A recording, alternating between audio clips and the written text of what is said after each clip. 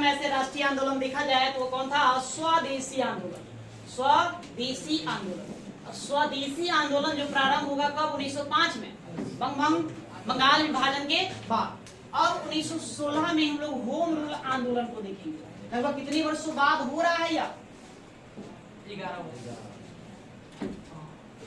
लगभग 10-11 वर्षों के बाद होम रूल आंदोलन की शुरुआत। होम रूल आंदोलन बंग भंग आंदोलन या स्वदेशी आंदोलन के बाद चलाया गया दूसरा जन आंदोलन।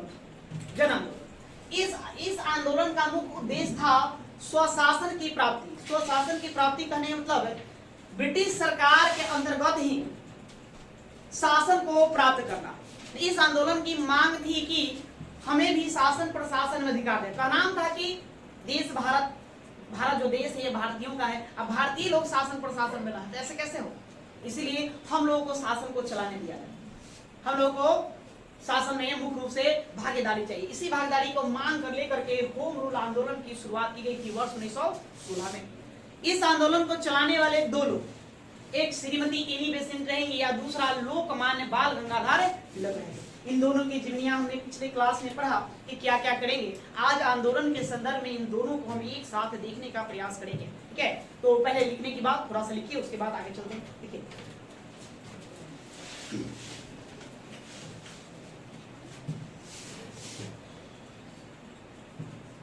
देखिए बंग भंग या स्वदेशी आंदोलन के बाद,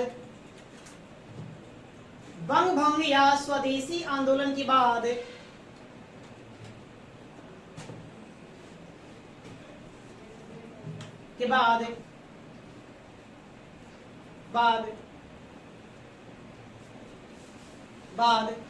वर्ष 1916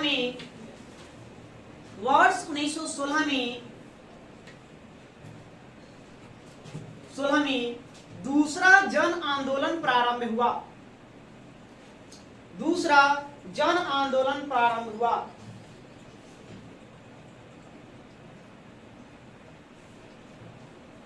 आंदोलन प्रारंभ हुआ जिसे होम रूल आंदोलन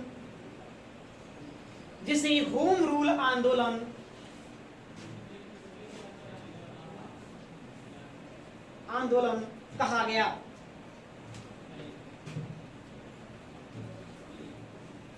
गया।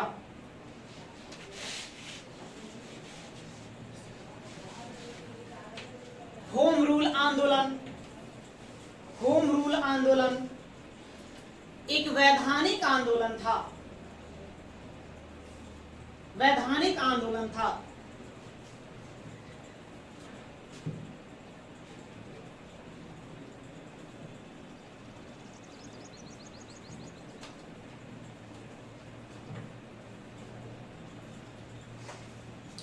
जिसका मुख्य उद्देश्य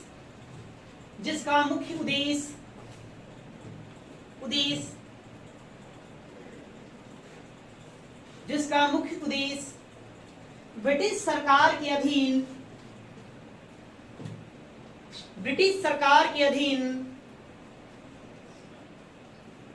अधीन स्वशासन की मांग करना था।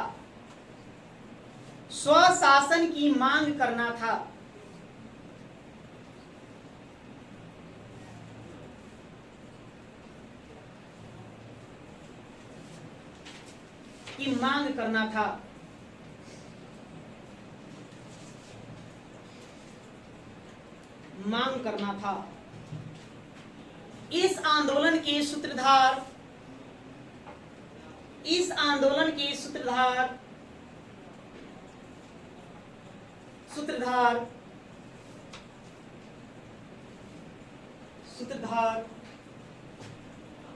लोकमान्य तिलक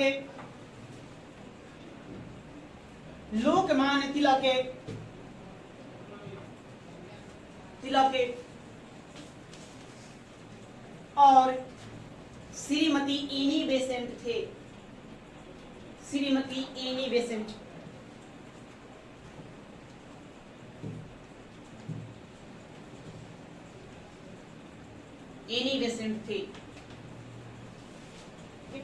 ये थोड़ी सी पृष्ठभूमि हमने तैयार की। अब भाई कारण जानते हैं, आखिर क्या ऐसी कारण आ गई कि होम रूल जैसे आंदोलन को करना पड़ा। कारण ठीक है, तो हम कारणों को काम करेंगे, क्या क्या कारण है। तो पहला लिखिए कारण पहले लिखेंगे मार्ले मिंटो सुधार अधिनियम। मार्ले मिंटो सुधार अधिनियम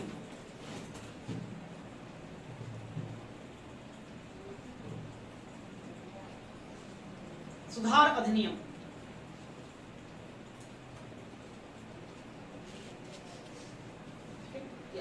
तो मार्ले मिंटो सुधार अधिनियम क्यों कारण बनेगा। तो देखिए मार्ले मिंटो सुधार अधिनियम जो लाया गया, कब लाया गया 1909।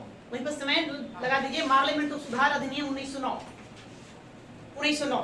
देखिए मार्ले मिंटो सुधार अधिनियम जब 1909 लाया जाएगा तो उसकी मुख्य विशेषता क्या थी, मुख्य बातें था सांप्रदायिक निर्वाचन, पृथक निर्वाचन मंडल की व्यवस्था।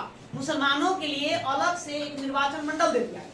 जब मुसलमानों को अलग से एक निर्वाचन मंडल दिया गया, जिसके कारण कांग्रेस पार्टी क्या हो गई, असंतुष्ट हो गई, नाराज हो गई। ठीक है, तो पोस्ट में लिखो कांग्रेस पार्टी असंतुष्ट। पोस्ट में लिखो कांग्रेस पार्टी असंतुष्ट। असंतुष्ट।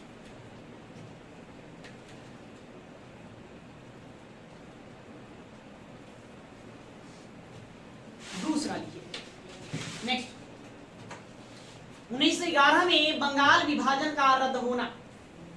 1911 में बंगाल विभाजन का रद्द होना। बंगाल विभाजन का रद्द होना।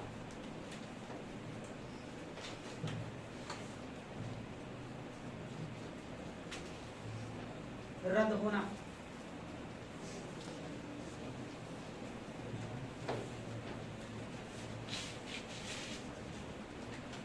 देखिए 1905 में बंगाल का विभाजन कर दिया जाता है और यह दिखाया जाता है कि अंग्रेज जो है मुसलमानों का क्या है, हितैषी है, इससे मुसलमानों को बहुत अधिक फायदे होंगे।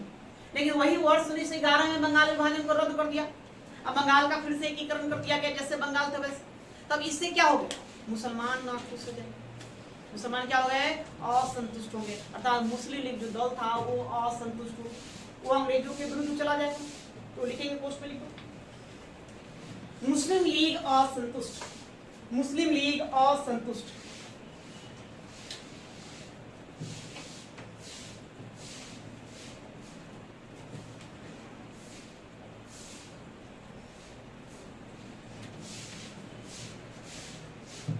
आगे नेक्स्ट 1914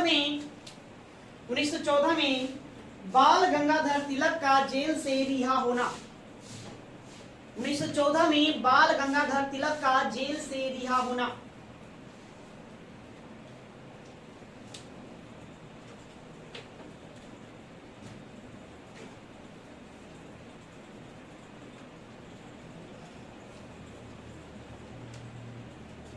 रिहा होना। देखिए बंग आंदोलन के दौरान वर्ष 1906 में क्या हुआ था, वर्ष 1908 में बाल गंगाधर तिलक को क्या कर दिया गया था, जेल में ढकेल दिया गया। उन पर देशद्रोह का मुकदमा दर्ज करके जेल में डाल दिया गया। लेकिन वर्ष 1914 में उनको रिहा कर दिया गया। जब रिहा होकर आए तो उन्होंने भारत में बहुत कुछ बदलाव देखा, परिवर्तन देखा कि पहले जैसी बात नहीं रह गई है। कांग्रेस भी एक तरह से निष्क्रिय हो गया, गरम दल भी निष्क्रिय हो गया था और नरम दल भी निष्क्रिय हो गया था। उनको लगा कि एक तरह से राजनीतिक शून्यता आ गई है। इस शून्यता को तोड़ने के लिए, भंग करने के लिए हमको क्या करना चाहिए, एक आंदोलन करना चाहिए। तो उनके सामने उदाहरण के तौर पर प्रस्तुत था आयरलैंड में चल रहा होम रूल आंदोलन। आयरलैंड में चल रहा था, जिससे प्रेरित होकर एनी बेसेंट भारत आए।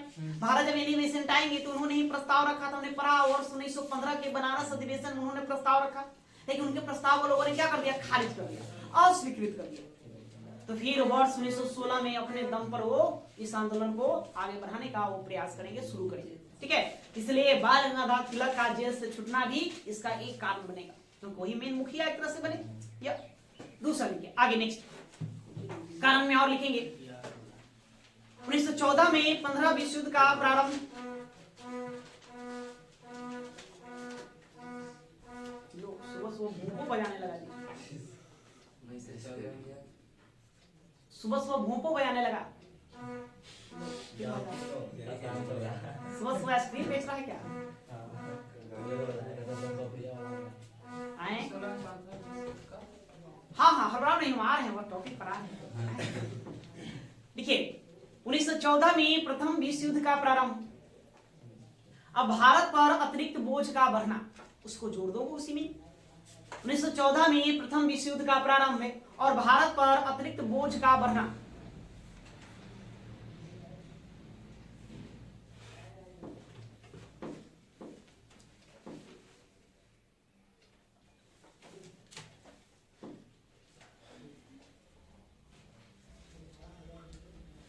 उन्नीस सौ 14 में फर्स्ट वर्ल्ड वार प्रारंभ हो गया, आप लोग सब लोग जानते हैं।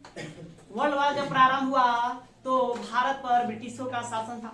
उसने भारतीय नागरिकों को, भारतीय व्यक्तियों को फौज में शामिल किया। प्लस में युद्ध लड़ा जा रहा है तो धन और जन दोनों की क्षति होती है। बड़े पैमाने पर आपको क्या चाहिए? सैनिक चाहिए, और धन भी उतना ही ज्यादा खर्च होगा। तो धन खर्च जब अधिक होगा तो खर्चा कहां से लाए? तो ब्रिटिश लोग अपने उपनिवेशों से क्या करता था? वो धन ऑब्जर्व करता था, लेता था। यहाँ के भारतीयों के ऊपर लगान और बढ़ा दिया गया, सख्ती से लगान वसूला जाने लगा, जिसके कारण भारत के ऊपर अतिरिक्त बोझ बढ़ गया, जिससे किसान और कर्ज के तले दबने लगे, उनको और समस्या उत्पन्न होने, जिससे भारतीय लोग असंतुष्ट ना। तो एक आंदोलन की जरूरत तो थी। आगे नेक्स्ट, राजनीतिक शून्यता की स्थिति। राजनीतिक शून्यता की स्थिति स्थिति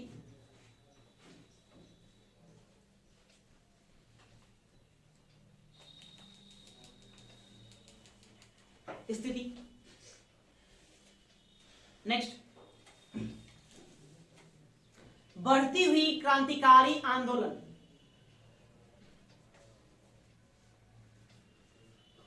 या क्रांतिकारी आंदोलन का बढ़ना।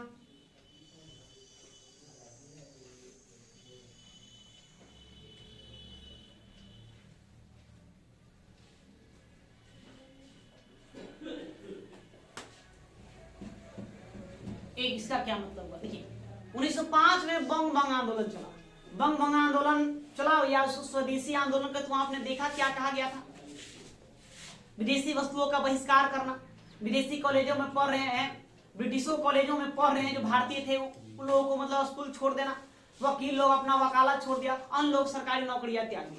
त्यागने के बाद भी आंदोलन का कोई सटीक निष्कर्ष नहीं निकला। तो जो युवा वर्ग था, जो विद्यालय छोड़ दिया था, अब वो दोबारा विद्यालय तो जा नहीं सकता, उन लोग की एंट्री बंद हो गई। तो लोग क्या करता?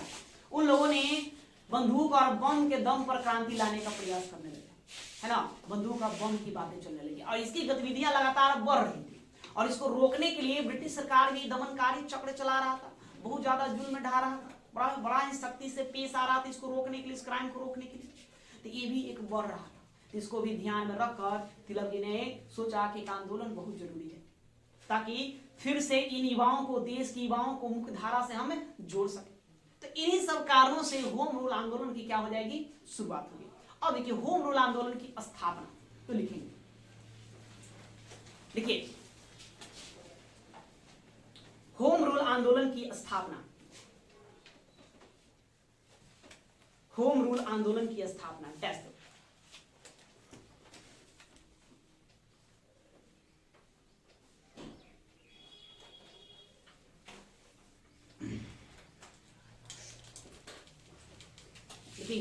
होम रूल आंदोलन की स्थापना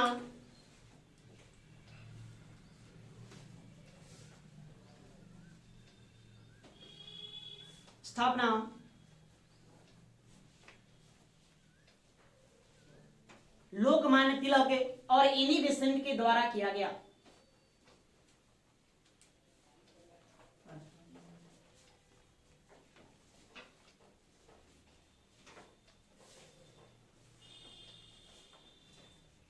स्थापना लोकमान्य तिलक और एनी बेसेंट के द्वारा किया गया।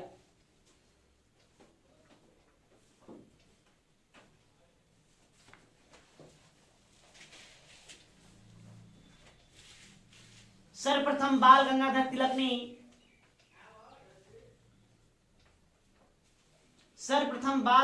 तिलक ने तिलक ने 28 अप्रैल 1916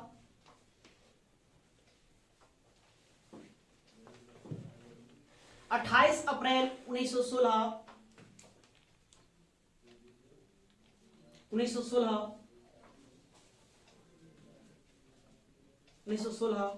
को पूना के बेलगाम में पूना के बेलगाम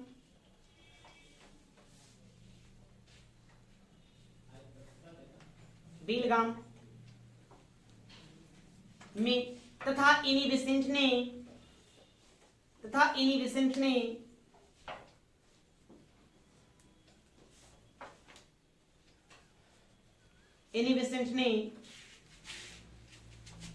1 सितंबर 1916 को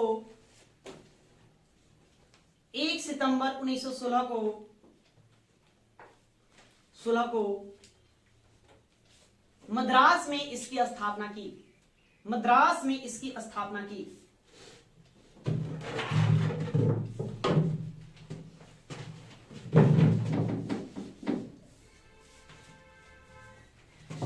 काम करते हैं, इसको दोनों लोगों को तुलना कर देते हैं, कंपेयर, हम ठीक से समझ में आएगा।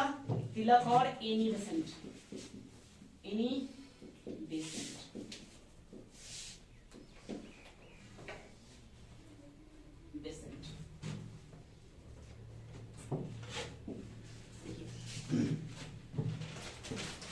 तिलक के द्वारा इसकी स्थापना किया गया। कब? अभी बताए 28 अप्रैल 1916। कहां पर स्थापना करेंगे? स्थान बेलगाम, पूना में करेंगे। ये वहीं एनी बेसेंट के द्वारा इसकी स्थापना किया जाएगा।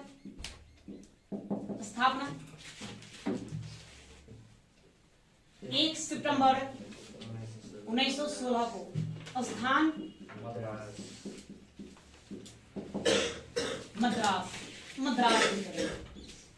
ये अपना हेड क्वार्टर बनाएंगे, मुख्यालय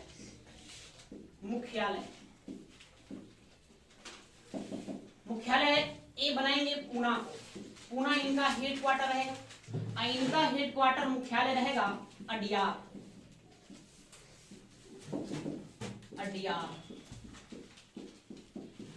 कहां पड़ता है अडियार? मद्रास में।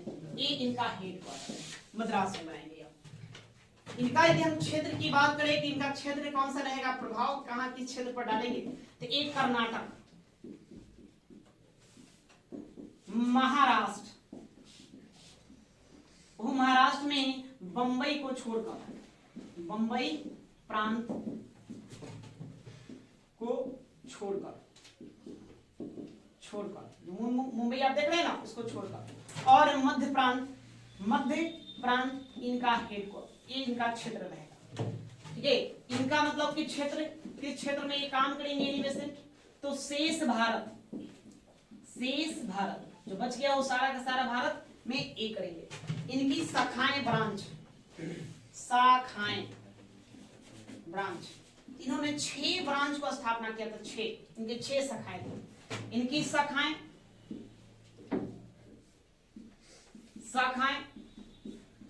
इनकी 200 शाखाएं थी। 200 सबसे ज्यादा, सर्वाधिक। प्रश्न आपसे पूछा जाएगा कि सबसे ज्यादा शाखाएं किनका था? किनका?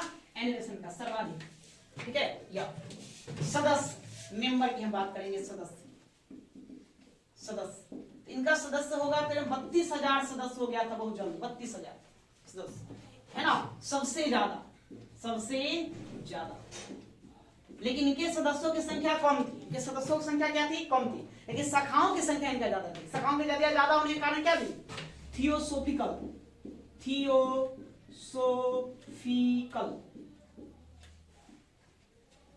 सोसाइटी की सभी शाखाएं होम रूल लीग की शाखाएं बन गई।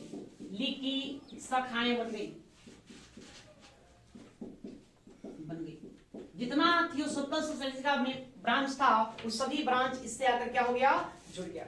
ये अध्यक्ष,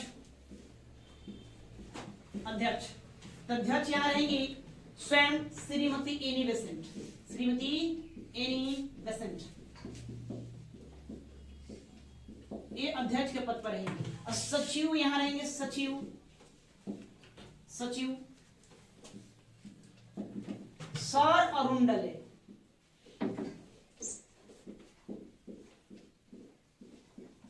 अरुंडले ये इनके सचिव रहेंगे।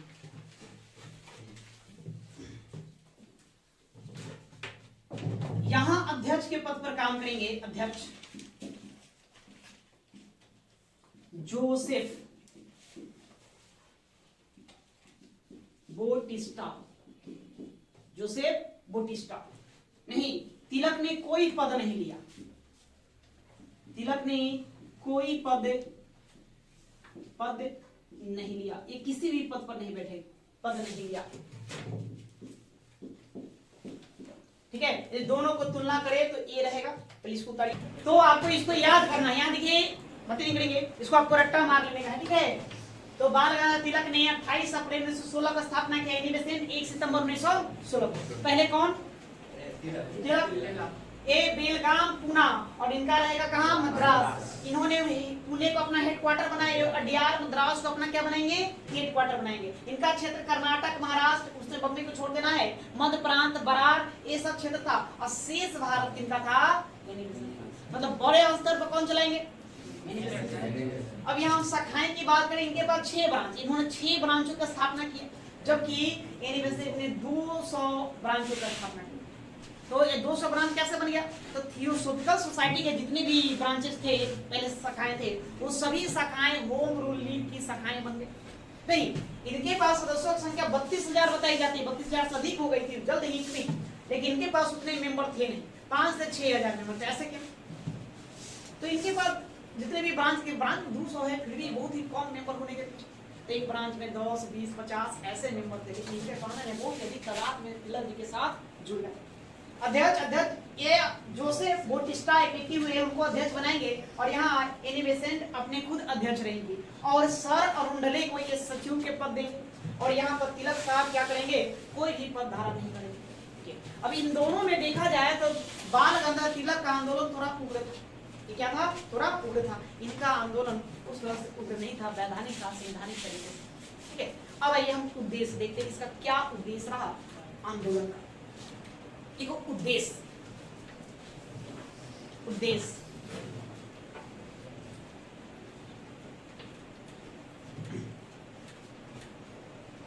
देखिए, इस आंदोलन के मध्य में क्या चल रहा है? प्रथम विश्व चल रहा है। इस आंदोलन का उद्देश्य ये नहीं था कि प्रथम विश्व युद्ध में हम व्यवधान उत्पन्न करें, बाधा उत्पन्न करें, एक कतई उद्देश्य नहीं था। नहीं, एक कतई उद्देश्य नहीं था अंग्रेजों कहे तुम देश छोड़कर बाहर चले जाओ, ये भी इसका उद्देश्य नहीं था ना। इसका उद्देश्य था ब्रिटिश सत्ता के अधीन ही स्वशासन की क्या करना? मांग करना। बाल गंगाधर तिलक ने इसी के दौरान कहा कि स्वराज हमारा जन्म सिद्ध अधिकार है और हम इसे लेकर रहेंगे। इन्हीं विषय भी कहते थे कि स्वराज लोगों का अपना अधिकार है, और ये किसी भिक्षावृत्ति का परिणाम नहीं है, मतलब भिक्षा टन करके लेने का जरूरत नहीं है, इसको चाहिए तो चाहिए भाई, इसका अधिकार बनता है, राइट बनता है, उनका ये भी कहना है। ये सब इसका उद्देश्य रहेगा। इसका और उद्देश्य रहेगा, जो क्रांतिकारी गतिविधियां बढ़ रही थी, उस क्रांतिकारी गतिविधियों को और क्या कर देना? कम कर देना। जो युवाओं खा सकते एक तरह से रास्ते से भटक गए, कौन इसका मानना था कि युवाएं जो है अपना रास्ता से भटक गया, गोली बम बारूद की बातें कर रहे हैं, तो उसको सही रास्ते पर क्या करना? ले आना। यहाँ तो कम भटके, असहयोग आंदोलन होगा, उसके बाद और लोग उग्र हो जाएंगे। एक वर्ग युवाओं का एक वर्ग है ना, जो सीले नौजवान युवाओं का वर्ग जो है वो और क्या हो जाएगा? उग्र हो जाएगा, और हथियार के दम पर क्रांति लाने का प्रयास करें। ठीक है, तो ये सारा उद्देश्य रहेंगे। लिखिए, इस आंदोलन का उद्देश्य, इस आंदोलन का उद्देश्य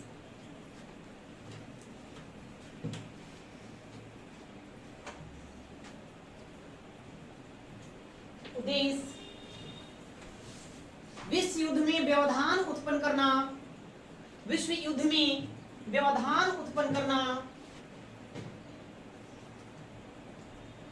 व्यवधान उत्पन्न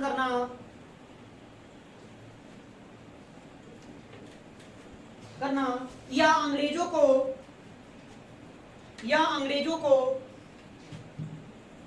को देश से बाहर निकालना नहीं था।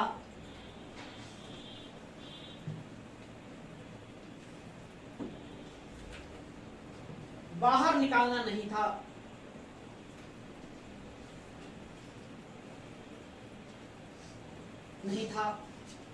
कॉमा, बल्कि इसका मुख्य उद्देश्य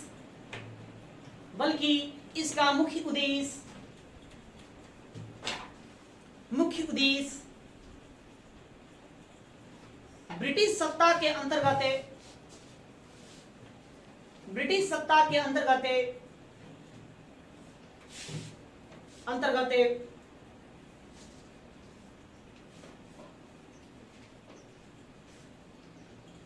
अंतर्गत स्वशासन को प्राप्त करना था।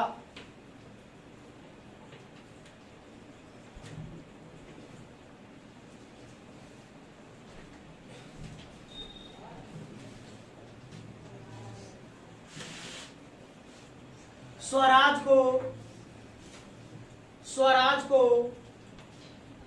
अधिकार के रूप में प्राप्त करना था।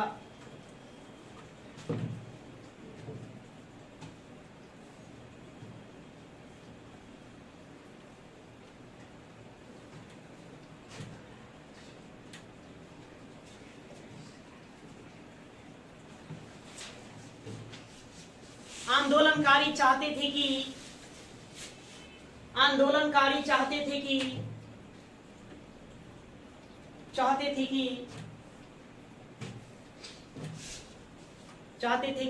स्वराज ग्राम पंचायत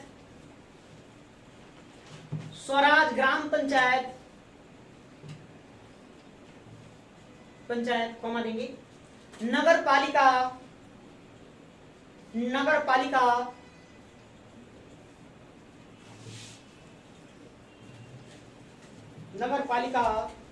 जिला बोर्ड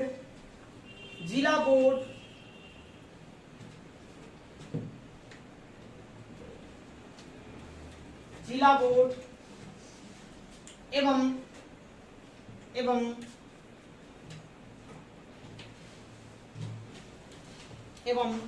केंद्रीय प्रांतीय विधान परिषद से राष्ट्रीय विधान परिषद एक मिनट को क्या लिखें, राष्ट्रीय नहीं प्रांतीय लिखेंगे, प्रांतीय विधान परिषद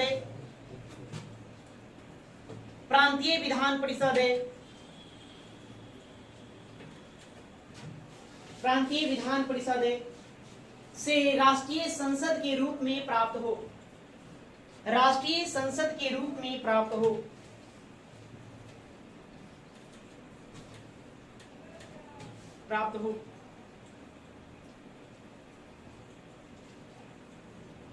समझे, मतलब सब जगह सत्ता की बागडोर कौन किसके हाथ में होनी चाहिए?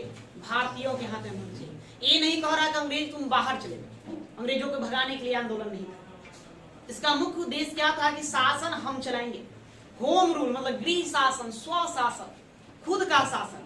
देश हमारा है, हम भारतीय शासन नहीं चला रहे, तो हम लोगों का शासन होना चाहिए। देखिए अभी हम ये नहीं कहा जा रहा है कि पूरी तरह से अंग्रेज बाहर चला जाए, पूर्ण स्वराज की मांग अभी नहीं। पूर्ण स्वराज की मांग करने वाले व्यक्तियों में क्रांतिकारी युवा लोग थे।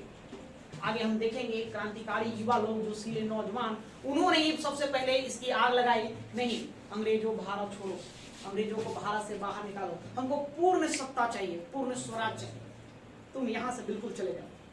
या उसी के तर्ज पर वर्ष 1929 में कांग्रेस पार्टी ने स्वीकार करेगा कि हाँ हमें पूर्ण स्वराज चाहिए। अभी पूर्ण स्वराज की बातें नहीं चलेगी। अभी क्या चल रहा है?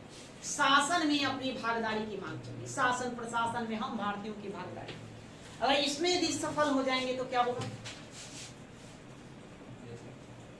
पंचायत स्तर पर, जिला स्तर पर, नगर पालिका स्तर पर, प्रांतीय विधान स्तर पर नहीं, या फिर राष्ट्रीय संसद स्तर पर, सभी जगह भारतीय लोग बैठेंगे, लेकिन हुकूमत फिर भी किसकी रहेगी? अंग्रेजों की रहेगी। जो भी कार्य करना होगा उसकी इजाजत से, अनुमति से करना, भले हम शासन चलाएं। इसको डोमिनियन स्टेट एक तरह से कहते हैं, अधिराज्य। तो इसकी मांग यहाँ चल रही है। इसी का परिणाम देखेंगे आगे चलकर होगा।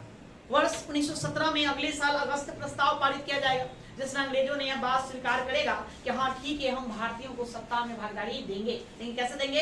क्रमिक देंगे, एक बैग नहीं। उसके बाद उसने 1919 में भारत शासन अधिनियम पारित करेगा। उस अधिनियम के तहत सत्ता में भारतीयों की भागीदारी को बढ़ावा दिया गया, बढ़ाया गया, लेकिन धीरे धीरे, लेकिन वो भी सफल नहीं। तो फिर आगे चल के क्रांतिकारी असहयोग आंदोलन का शुरुआत होगा। असहयोग आंदोलन के बाद क्रांतिकारी युवाएं लोग होंगे, वो अपने हिंसा के दम पर, हथियार के दम पर आंदोलन लाने की बातें करेंगे। वो लोग मांग करेंगे पूर्ण स्वशासन के, अंग्रेजों को पूरी तरह से भारत को छोड़ देना। तब फिर कांग्रेस पार्टी ने स्वीकार किया कि हाँ, हमें पूर्ण स्वराज चाहिए। ठीक है, यहाँ आगे उसमें और थोड़ा सा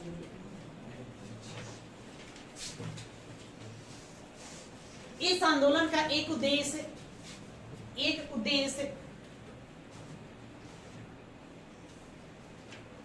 राजनीतिक शून्यता को भरना,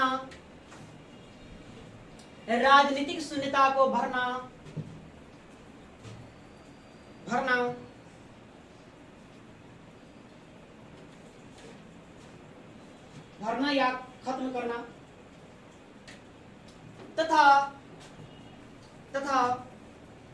स्वदेशी आंदोलन के बाद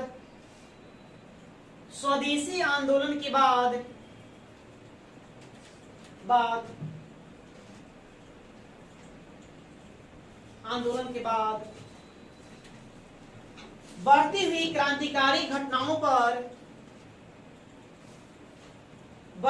क्रांतिकारी घटनाओं पर नियंत्रण स्थापित करना था।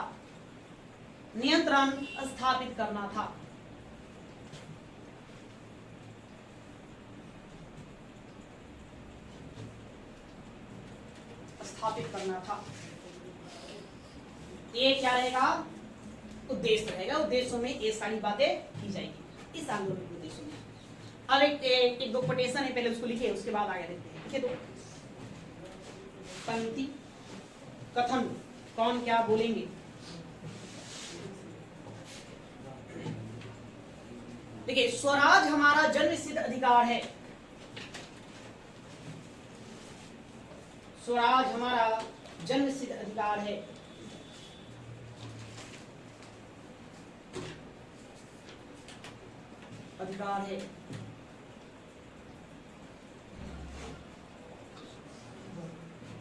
स्वराज हमारा जन्मसिद्ध अधिकार है और हम इसे लेकर रहेंगे।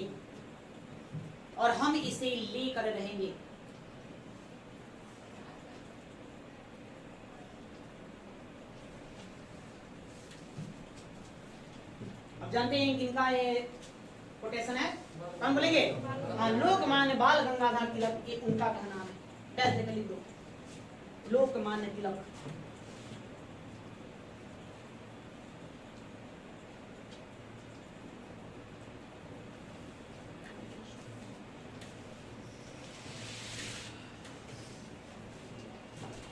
आगे नेक्स्ट देखिए, स्वराज भारतीयों का हक है। स्वराज भारतीयों का हक है।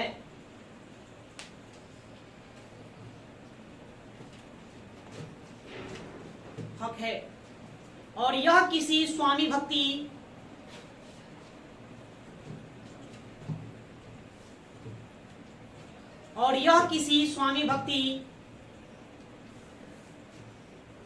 भक्ति के बदले पुरस्कार स्वरूप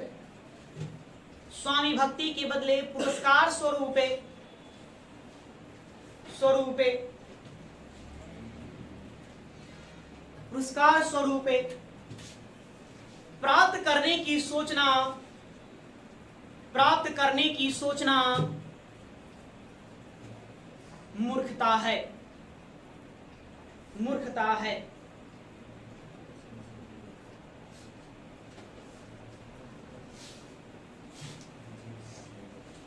ठीक है, मतलब क्या कहना चाहती है? ये स्वराज हमारा अधिकार है, जन्म सिद्ध अधिकार है, ठीक है। और इसको आप ऐसा नहीं कि हम आपके स्वामी भक्ति करेंगे तो हमको दीजिएगा, नहीं, हमारा तो हक है, अधिकार है, हमको चाहिए ही चाहिए। और इस बारे में सोचना कि स्वामी भक्ति के बदले मिल जाएगा, यह मूर्खता है और कुछ है नहीं। ये कोटेशन श्रीमती एनी बेसेंट का है, वो कहेंगी बस, ठीक है। एनी बेसेंट आंदोलन का ध्वज, आंदोलन का ध्वज, इस आंदोलन द्वारा एक ध्वज बनाया गया, झंडा। क्या बनाया जाएगा? झंडा। कैसा रहेगा झंडा? झंडा झंडा जैसा रहेगा नहीं। इसमें देखिए, इसमें यहाँ पर इस तरह से एक निशान बनाया गया था, ऐसे एक निशान था ये। उसके बाद बहुत सारे स्टार्स बनाए गए, कई सारे स्टार थे झंडे में, स्टार।